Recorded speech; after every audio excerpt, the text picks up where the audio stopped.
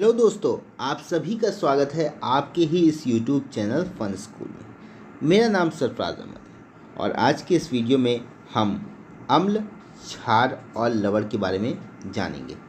तो चलिए आज के इस वीडियो को शुरू करते हैं।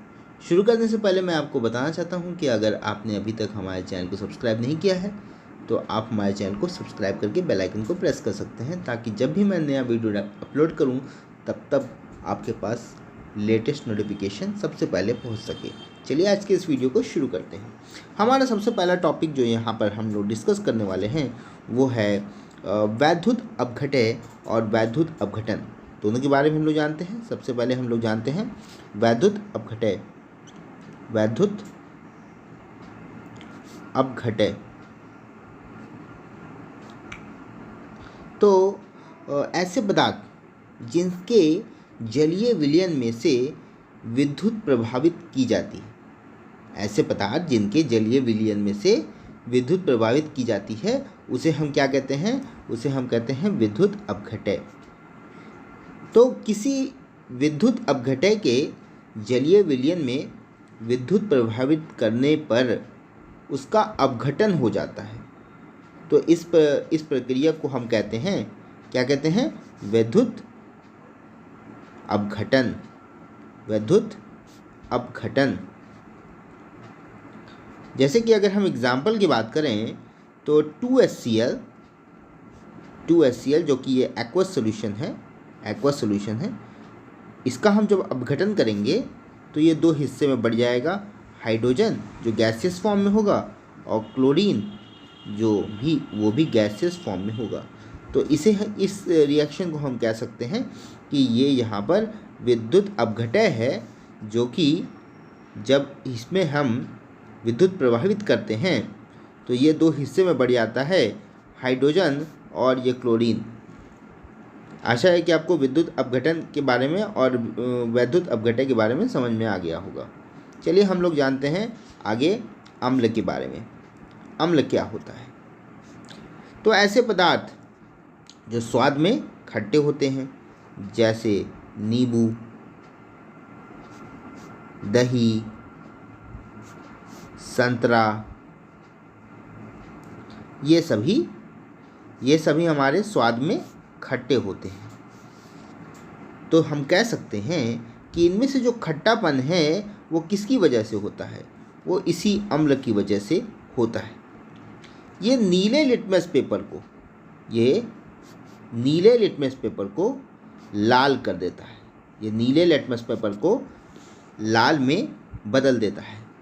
इनमें हाइड्रोजन यानी H+ प्रतिस्थापक के रूप में रहता है। विलयन में जो H+ है वो एक्वस सॉल्यूशन में होता है और इसमें H+ आयन का निर्माण के कारण ही पदार्थ की प्रकृति कैसी होती है? अम्लीय होती है। तो हम देख सकते हैं यहाँ पर H+ की वजह से ही यहाँ पर ये अम्लीय होता है। जैसे अगर हम कुछ रिएक्शन की बात करें, जैसे CH3OOH,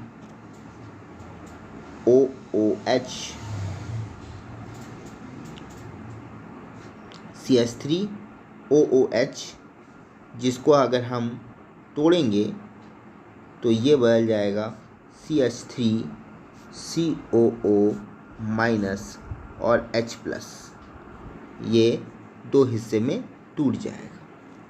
अगर हम एक और की बात करें, जैसे HCl, ये एक्वस सॉल्यूशन में है, इसको अगर हम विद्युत धारा प्रवाहित करते हैं तो ये दो हिस्से में टूटता है। एक है H+ जो कि एक्वस सॉल्यूशन में और Cl-। तो ये जो हम H+ यहाँ पे देख सकते हैं, ये किसको इंडिकेट कर रहा है? अम्ल को इंडिकेट कर रहा है। इसके बाद HNO3, ये हमारा एक्वस सॉल्यूशन में है, इसमें भी हम विद्युत धारा प्रभावित करेंगे तो ये दो हिस्से में टूट जाएगा।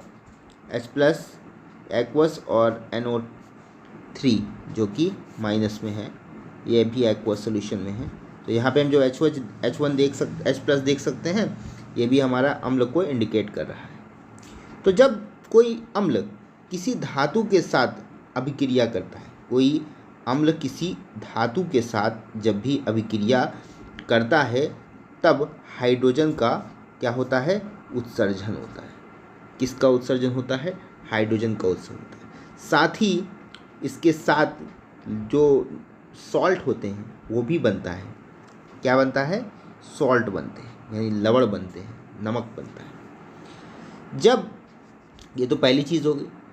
दूसरी चीज़ यहाँ पर है कि जब अम्ल किसी धातु कार्बोनेट या धातु हाइड्रोजन कार्बोनेट से अभिक्रिया करता है तो ये संगत लवण कार्बन डाइऑक्साइड गैस और जल बनाता है। संगत इसकी लवण कार्बन डाइऑक्साइड गैस और जल उत्पन्न करता है। तीसरा है कि खट्टे दूध में लैक्टिक अम्ल होता है। जो हमारा खट्टा दूध होता है उसमें कौन सा अम्ल होता है?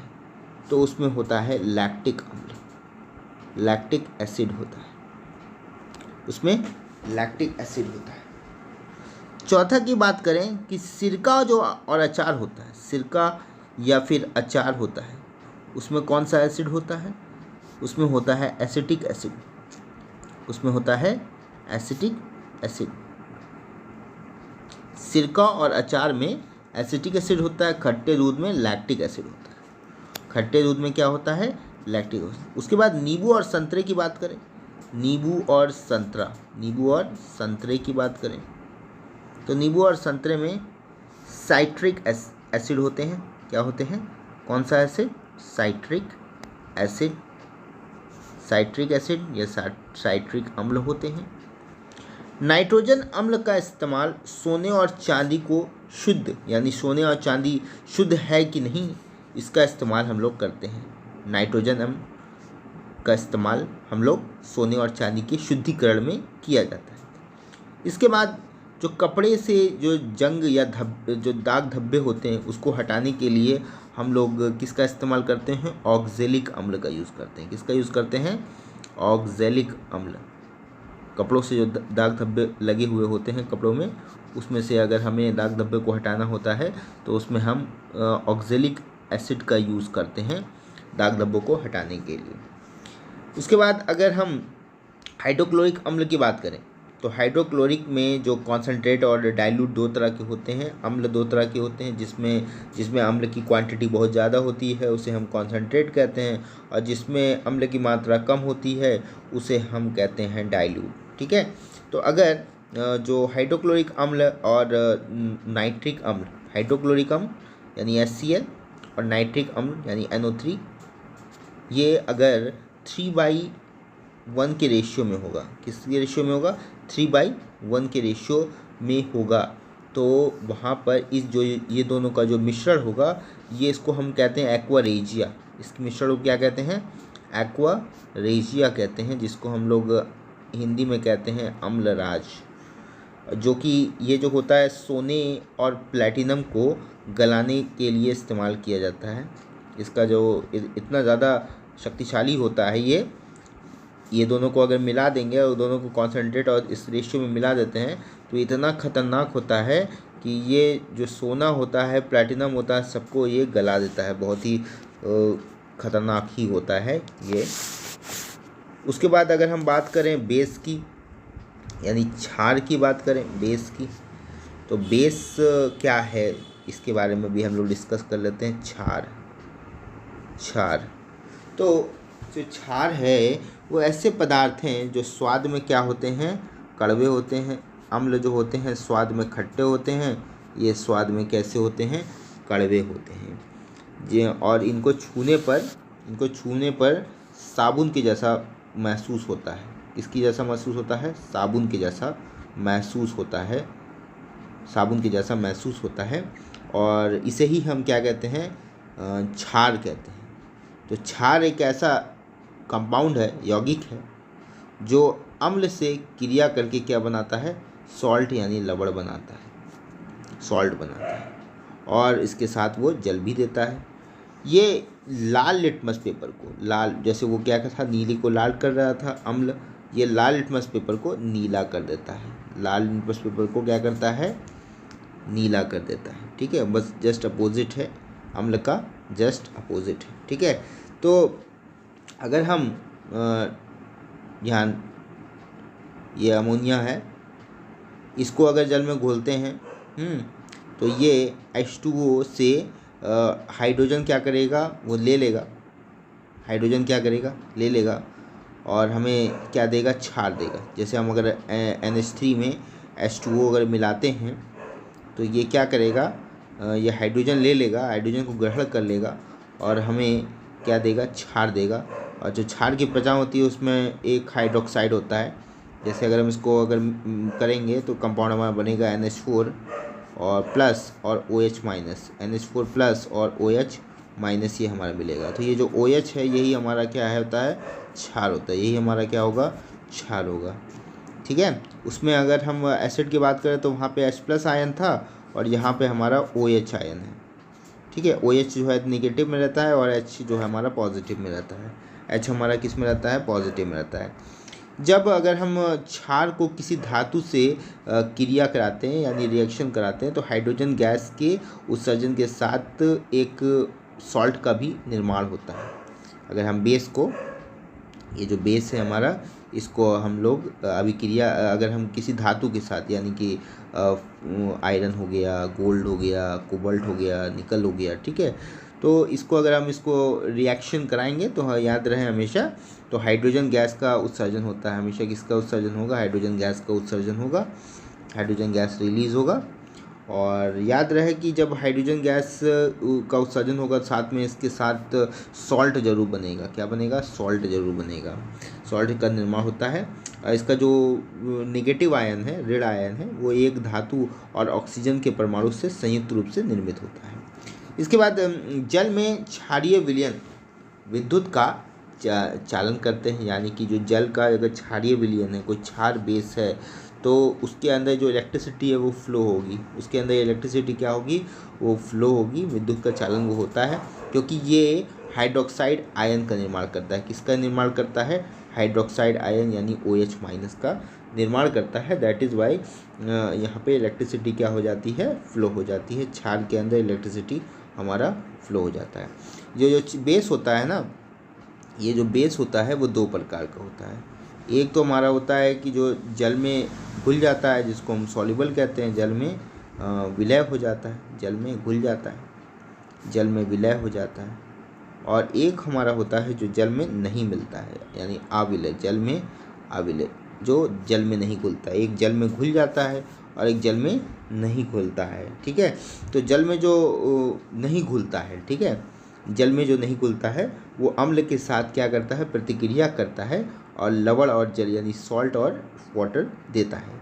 लेकिन जो क्षार के दूसरे गुण जो होते हैं ना, वो इसमें प्रदर्शित नहीं होते हैं। जैसे कॉपर हाइड्रोक्साइड की बात करें, ठीक है, कॉपर हाइड्रोक्साइड CuOH, ठीक है, तो यहाँ पर हम देख सकते हैं ये इसका एग्जाम्पल है जो कि जल में अविलय है।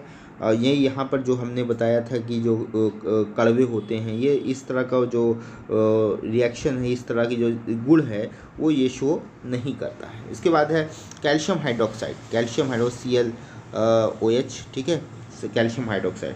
तो कैल्शियम हाइड्रोक्साइड एक ऐसा बेस है, एक ऐसा बेस है जिसका इस्तेमाल घरों में चूना पोतने में, ब्लीचिंग पाउडर बनाने में और जल में जो मृदु बनाने में और चमड़े के ऊपर के बाल साफ़ करने में इसका इस्तेमाल किया जाता है। चमड़े के बाल साफ़ करने में इसका इस्तेमाल किया जाता है। कास्टिक सोडा या सोडियम हाइड्रोक्साइड यानी कि NaOH, सोडियम हाइड्रोक्साइड मतलब NaOH, ठीक है, इसको हम कास्टिक सोडा भी कहते हैं, इसको हम क्या कहते हैं, कास्टिक सोडा के नाम से भी जानते हैं। ये भी एक बेस है, ये भी क्या है, एक बेस है, ये भी एक बेस है और इसका इस्तेमाल साबुन बनाने में, दवा बनाने में, पेट्रोलियम साफ़ करने में और कपड़ा और कागज़ बनाने में इसका इस्तेमाल किया जाता है। उसके बाद एक होता है हमारा मिल्क ऑफ मैग्नीशियम। क्या होता है, मिल्क ऑफ मैग्नीशियम,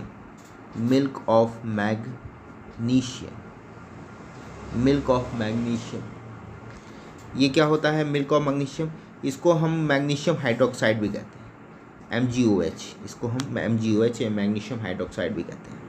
ये भी एक हमारा क्या है, ये भी हमारा एक बेस होता है, ये हमारा क्या होता है, बेस होता है।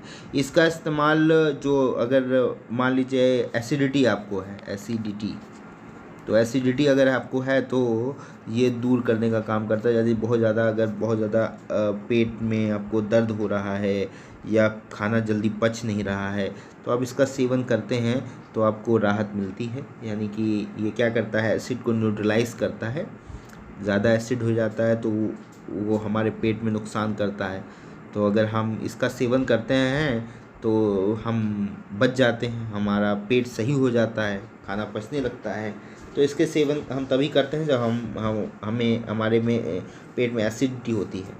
इसके बाद हम लोग बात करते हैं, अगला जो हमारा टॉपिक है वो है न्यूट्रलाइजेशन। क्या है हमारा न्यूट्रलाइजेशन? न्यूट्रलाइजेशन यानी कि उदासीनीकरण, उदासीनीकरण यानी न्यूट्रलाइजेशन। तो जब जो एसिड है, यानी एसिड यानी ये जो हमारा एसिड है यानी अम्ल है, और जब बेस है, दोनों को जब हम लोग मिलाते हैं तो उस दौरान जो रिएक्शन बनता है, उस दौरान जो रिएक्शन होता है उसे हम क्या कहते हैं, न्यूट्रलाइजेशन या उदासीनीकरण कहते हैं।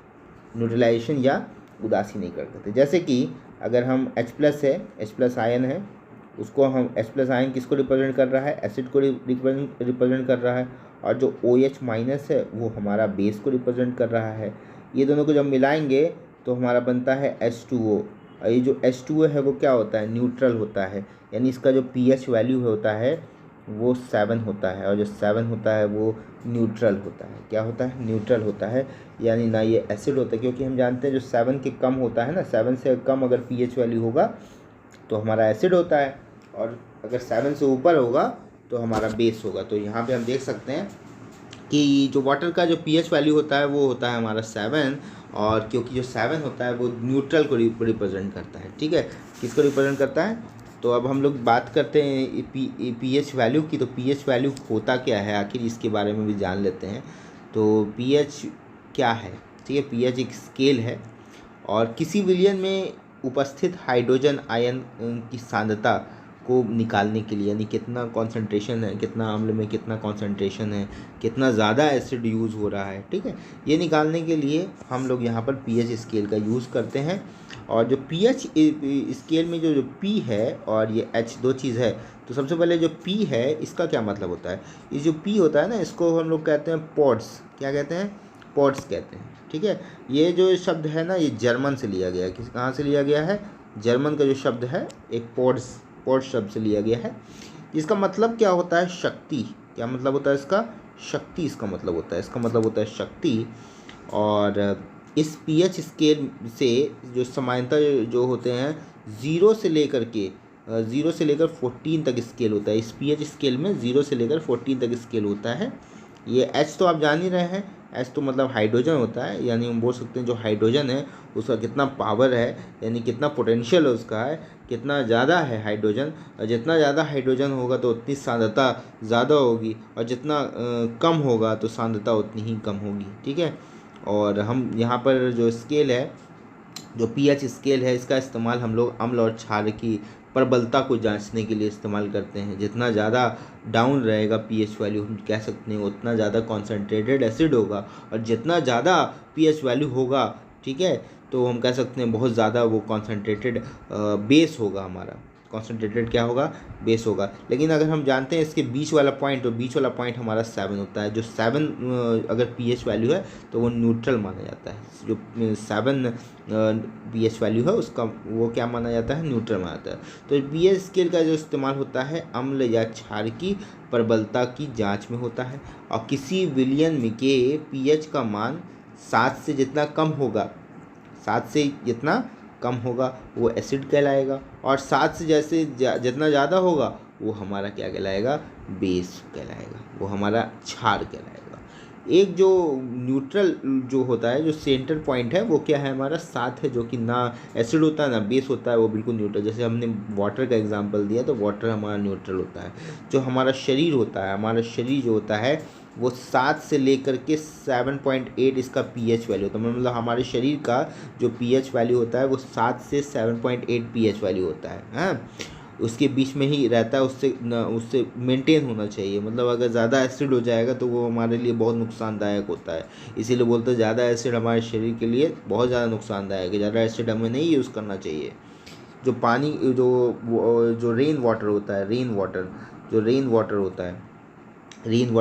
होता है, इसका जो पीएच वैल्यू होता है, रेन वाटर जो होता है 5.6 इसका पीएच वैल्यू होता है। रेन वाटर का पीएच वैल्यू कितना होता है? 5.6 से कम होता है। और हम बोल सकते हैं कि अगर रेन वाटर 5.6 से कम है तो हम बोल सकते हैं कि अम्लीय वर्षा होगी। कौन सी वर्षा होगी? अम्लीय वर्षा। यानी वाटर का जो पीएच वैल्यू होता है 7 होना चाहिए, तभी न्यूट्रल होगा। 7 से थोड़ा बहुत कम हो जाए कोई दिक्कत नहीं, लेकिन अगर 5.6 से भी कम हो जाता है तो अगर हम बोलते हैं कि वो जो रेन हो रही है, वो कौन सी रेन हो रही है? वो अम्लीय वर्षा हो रही है, यानी कि एसिड रेन हो रहा है। कौन सी रेन हो रही है? Acid rain. तो अगर यहाँ पर पीएच वैल्यू, पीएच वैल्यू जो जितने भी जीव होते हैं उनमें पीएच वैल्यू जो होती है वो एक सीमा तक होनी चाहिए। अगर उससे कम होती है तो हम जो होते हैं, जीव जंतु होते हैं, उन पर भी इस पीएच वैल्यू का असर पड़ता है बहुत ज़्यादा। ठीक है, उनके भोजन के ज़रिए, उनके फूड में, उनके आहार नाल में और उनके शरीर में बहुत इफ़ेक्ट पड़ता है पीएच वैल्यू का। जो मुंह होता है, जो माउथ होता है, उसका जो पीएच का वैल्यू होता है, मुंह का जो माउथ होता है, उसका जो पीएच का मान होता है वो 5.5 से कम होने पर, अगर होता है 5.5 से कम होता है तो जो दांत होता है ना, दांत का जो एनामल होता है वो घिस जाता है। इसीलिए हम लोग जब एप्पल साइडर या विनेगर वगैरह खाते हैं या फिर कोई एसिड वाली चीज़ खाते हैं तो हमारे दांत वगैरह क्या होते हैं, जल्दी टूट जाते हैं, उसका एनामल जल्दी से घिस जाता है। तो इसलिए ज़्यादा एसिड का इस्तेमाल हमें नहीं करना चाहिए। ठीक है, जितने भी जीवित प्राणी होते हैं, है ना, उनमें जो पीएच का जो वैल्यू होता है वो नॉर्मल होना चाहिए। ज़्यादा एसिडिक नहीं होना चाहिए और ज़्यादा बेस नहीं होना चाहिए, नॉर्मल होना चाहिए। ठीक है, तो ही हमारा हो सकता है। जैसे अगर हम बाकी चीज़ों की अगर बात करें, जो समुद्री जल होता है, समुद्री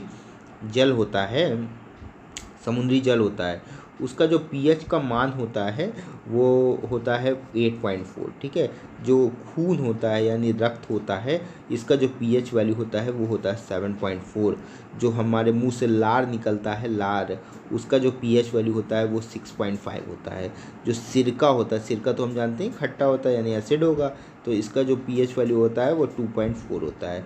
जो हमारे पेट में से गैस्ट्रिक जूस निकलता है, जब खाना हमारे पेट में जब पचता है, उसके बाद जो उसमें से जठर रस, जिसको हम गैस्ट्रिक जूस कहते हैं, जठर रस जिसको कहा जाता है, वो भी एसिडिक होता है। ठीक है, वो भी क्या होता है? एसिडिक होता है।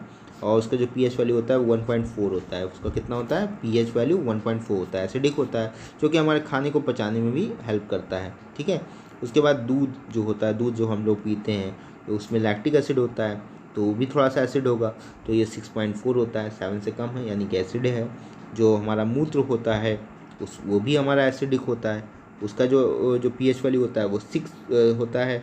जो शराब होते हैं, शराब बहुत गंदी चीज़ है, शराब, इसका सेवन हमें नहीं करना चाहिए, लेकिन उसका पीएच वैल्यू होता है वो 2.8 होता है। ठीक है, 2.8 होता है। जो नींबू होता है, ये जिसका जो पीएच वैल्यू होता है वो 2.2 होता है। जो कॉफ़ी होता है, कॉफ़ी, ये इसका जो पीएच वैल्यू होता है वो 5.0 यानी कि 5 होता है। ठीक है, तो ये चीज़ें आपको दिमाग में रखनी चाहिए कि किसका कितना पीएच वैल्यू होता है। आपके एग्ज़ाम में ये हेल्पफुल होगा। और ये अक्सर आते हैं कि ये बताइए कि इस पदार्थ में इसका पीएच वैल्यू कितना होगा, तो ये आपको याद रखना चाहिए। चलिए कुछ और चीज़ें भी हम लोग जान लेते हैं। जैसे कि आप जानते हैं हम लोग सॉल्ट के बारे में यानी लवण के बारे में जान लेते हैं। तो ऐसे कि तो हमने अभी बताया है न्यूट्रलाइजेशन रिएक्शन के बारे में यानी उदासीनीकरण के बारे में बताया है। तो जब अम्ल यानी एसिड और बेस जब आपस में मिलते हैं, तो ये रिएक्शन होता है न्यूट्रलाइजेशन रिएक्शन। और इसी के फलस्वरूप हमारा निर्माण होता है किसका? सॉल्ट का निर्माण होता है। ठीक है, अगर बहुत ज़्यादा एसिड है यानी कि एसिड की मात्रा बहुत ज़्यादा प्रबल है और बहुत ज़्यादा बेस है, तो जो सॉल्ट बनेगा उसका जो पीएच वैल्यू होगा वो 7 से क्या हो जाता है? कम हो जाता है। 7 से क्या हो जाता है? कम हो जाता है। 7 से जैसे ही कम होता है तो वो क्या हो जाएगा? अम्लीय हो जाएगा। क्या हो जाएगा? अम्लीय हो जाएगा। समझ में आया? तो जब एसिड की वैल्यू ज़्यादा हो, बेस की वैल्यू भी ज़्यादा हो, तो जो सॉल्ट होगा उसका जो पीएच वैल्यू 7 से गिर जाएगा, और 7 से गिरेगा तो वो भी क्या हो जाएगा, वो सॉल्ट भी हमारा एसिडिक हो जाएगा। ठीक है, तो जब हम अगर बेस बहुत ज़्यादा हो, ठीक है, यानी कि अगर हम यहाँ पे बात करें, ये इसको इरेज करते हैं, अगर हमारा जो बेस है वो हमारा ज़्यादा हो जाए, अगर हमारा जो बेस है वो अब अगर हमारा जो बेस है वो हमारा ज़्यादा हो जाए, क्या हो जाए, ज़्यादा हो जाए, है ना, और जो हमारा एसिड है वो भी हमारा ज़्यादा होता है, तो क्या होता है, जो सॉल्ट बनता है वो 7 से कम होगा, यानी एसिडिक होगा। ठीक है, लेकिन अगर जब एसिड हमारा ज़्यादा होगा, क्या होगा, एसिड हमारा ज़्यादा होगा और जो बेस होगा वो कम होगा, है ना, तो जो पीएच वैल्यू होगा वो 7 से क्या हो जाएगा, 7 से हमारा कम हो जाएगा, 7 से हमारा क्या हो जाएगा, कम हो जाएगा, और जब 7 से कम होगा तो ये हमारा एसिडिक हो जाएगा। और जब हमारा जो बेस है वो बढ़ जाएगा और एसिड हमारा गिर जाएगा, बेस हमारा बढ़ जाएगा और एसिड हमारा गिर जाएगा, तो जो पीएच वैल्यू होगा वो 7 से ज़्यादा हो जाएगा, और ये जो हमारा एसिड, वो जो सॉल्ट है वो हमारा क्षारीय हो जाएगा। हाइड्रोक्लोरिक एसिड यानी HCl और सोडियम हाइड्रोक्साइड यानी NaOH, हाँ, ये हमारा HCl और NaOH, ये हमारा एसिड है, ये हमारा बेस है।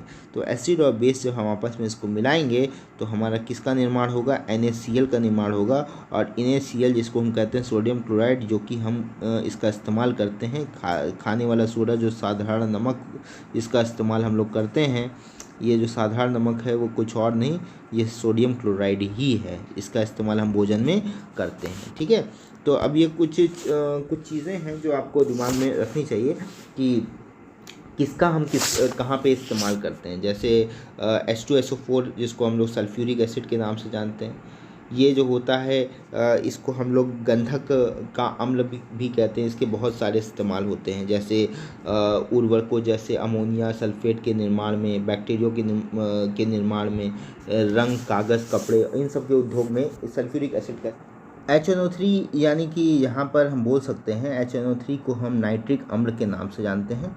नाइट्रिक अम्ल जो कि इसको हम शोरिक अम्ल भी कहा जाता है, शोरिक अम्ल, और इसका इस्तेमाल हम लोग बहुत से कामों के लिए करते हैं।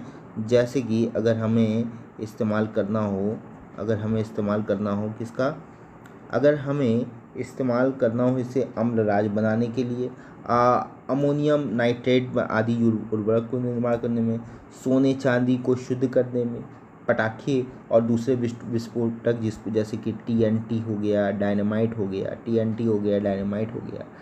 TNT का फुल फॉर्म है ट्राइनाइट्रोटॉल्यूइन, हाँ, इसका इस्तेमाल डायनामाइट जैसे विस्फोटक जो पदार्थ होते हैं इनका इस्तेमाल करने के लिए HNO3 यानी कि नाइट्रिक अम्ल का इस्तेमाल हम लोग करते हैं। किसका इस्तेमाल करते हैं, नाइट्रिक अम्ल का इस्तेमाल करते हैं। उसके बाद हमारा है CH3COOH यानी कि एसिटिक अम्ल, ठीक है, एसिटिक अम्ल, एसिटिक एसिड जिसको हम लोग कह सकते हैं। ये मोस्टली हम सिरके में देखते हैं, सिरके, और इसका इस्तेमाल बहुत सा चीज़ों के लिए करता है, जैसे हम लोग अचार बनाने के लिए करते हैं, दवा बनाने के लिए करते हैं, ठीक है, और बहुत सारे और भी काम है, जैसे फ़ोटो फिल्म का निर्माण करने के लिए करते हैं, सफ़ेदा बनाने के लिए करते हैं, और भी बहुत सारे इस्तेमाल हैं। उसके बाद है NaOH यानी सोडियम हाइड्रोक्साइड हम देख ही रहे हैं, ये बेस है, हाइड्रोक्साइड इसमें आ जाता है तो वो हमारा बेस होता है, और जिसको हम लोग सोडियम हाइड्रोक्साइड कहते हैं, बट अगर साधारण भाषा में बोलें तो इसको कास्टिक सोडा भी कहा जाता है। घरेलू बर्तन जैसे घर के काम में, जैसे बर्तन की सफाई करना हुआ, साबुन का निर्माण करना हुआ, तो इसमें हम लोग इसका इस्तेमाल करते हैं। जब हम इसको वाटर में मिलाते हैं तो एक्सोथर्मिक रिएक्शन होता है, यानी कि वाटर जो होता है बहुत ही गर्म हो जाता है, हाँ, इस रिएक्शन को कहते हैं एक्सोथर्मिक रिएक्शन। जब सोडियम हाइड्रोक्साइड उसको जब हम पानी के साथ मिलाते हैं ना, तो उसमें एक सोल्यूशन बनता है जिसको कहते हैं लाइ सोल्यूशन, ठीक है। इससे हम साबुन का निर्माण कर सकते हैं बहुत ही आसानी से, ठीक है। चलिए, तो अब हम जानते हैं अगला जो हमारा है वो है हमारा कैल्शियम ऑक्साइड, जिसको हम कैल्शियम ऑक्साइड कहते हैं, जिसको हम चूना भी कह सकते हैं, चूना इसको कहा जाता है। चूना जो होता है हमारा, वो घरों की पुताई के लिए इस्तेमाल होता है, घरेलू उपचार के लिए होता है, अमोनिया के निर्माण में होता है, और आयरन के जो, जैसे अगर जंग वगैरह लग रहा है तो वो ना लगे, उसके लिए लेप लगाया जाता है ताकि जंग वगैरह ना लग सके। ठीक है। तो अगली चीज़ हमारा है वो तो हम जानते हैं, इसके बारे में आप सभी जानते हैं, सोडियम क्लोराइड, जिसको कॉमन सॉल्ट कहा जाता है और घरों में नमक के रूप में इस्तेमाल किया जाता है। और कभी अगर चक्कर वक्कर आ जाता है तो पानी में घोल के इसको पीने से आपको चक्कर जैसी समस्या नहीं होती है, ORS जैसे हम कह सकते हैं। क्लोरीन का निर्माण करने के लिए भी हम साबुन का इस्तेमाल करते हैं, और साबुन के उद्योग में भी हम लोग इस कॉमन सॉल्ट का यूज़ करते हैं। उसके बाद अगला है हमारे पास Na2CO3 यानी सोडियम कार्बोनेट। सोडियम कार्बोनेट इसको कहते हैं, साधारण भाषा में इसको धावन सोडा कहा जाता है। साधारण भाषा में इसको हम धावन सोडा कहते हैं। कपड़ों की धुलाई में इसका इस्तेमाल होता है। शीशा होता है, इसका निर्माण के लिए करते हैं। और जो जल की कठोरता होती है, यानी कि जो ड्यूटेरियम होता है D2O जिसको हम कहते हैं, वो उसको दूर करने के लिए हम सोडियम कार्बोनेट का यूज़ करते हैं। ठीक है। उसके बाद अगला होता है NaCO3। NaCO3 यानी कि सोडियम बाइकार्बोनेट। सोडियम बाइकार्बोनेट, इसके बारे में आप अक्सर जानते हैं, खाने में आप इसका इस्तेमाल भी करते हैं। इसका इस्तेमाल खाने में बहुत होता है, जिसको हम खाने वाला सोडा भी कहते हैं। बेकिंग पाउडर बनाने में इसका इस्तेमाल किया जाता है, और जो पीने वाला पदार्थ होता है, ठीक है, कोल्ड ड्रिंक वगैरह, ये सब में आपको देखने को मिलता है। ब्रेड वगैरह, केक वगैरह, इन सब में आपको देखने को मिलता है। घर पे सब सब्जी वब्जी बनाते हैं तो उसमें भी हम लोग ये खाने वाला सोडा डालते हैं, सोडियम का बाइकार्बोनेट डालते हैं। उसके बाद सोडियम जो कार्बोनेट होता है, सोडियम बाइकार्बोनेट सोडियम कार्बोनेट को बनाने के लिए सोडियम बाइकार्बोनेट की ज़रूरत पड़ती है। उसके बाद जो खाने को पचाने के लिए जो चीज़ों का हम यूज़ करते हैं, जिससे जैसे क्या होता है कि इसमें सोडियम हाइड्रोक्साइड है, हाइड्रोजन है, यानी कि अब यहाँ पर रिएक्शन होगा तो ये हाइड्रोजन गैस रिलीज़ करेगा। ठीक है। तो अब यहाँ पे हम बोल सकते हैं कि ये जो होता है हमारा जो पाचन क्रिया होती है उसको मेंटेन करने के लिए इसका इस्तेमाल भी किया जाता है। तो ये सारी चीज़ें हम लोगों ने आज के इस वीडियो में डिस्कस किया, जिसमें हम लोगों ने एसिड के बारे में जाना, बेस के बारे में जाना, सॉल्ट के बारे में जाना, उसके कहाँ कहाँ पे इस्तेमाल होते हैं, कैसे होते हैं, किस तरह होते हैं। अगर कोई सुझाव, कोई आपके सवाल हो या सुझाव हो, नीचे कमेंट सेक्शन में आप लिख सकते हैं। आपको ये वीडियो कैसा लगा, नीचे कमेंट सेक्शन में आप लिख सकते हैं। मिलते हैं अगले वीडियो में एक नए टॉपिक के साथ। तब तक के लिए अपना बहुत ख्याल रखिएगा। जय हिंद, वंदे मातरम।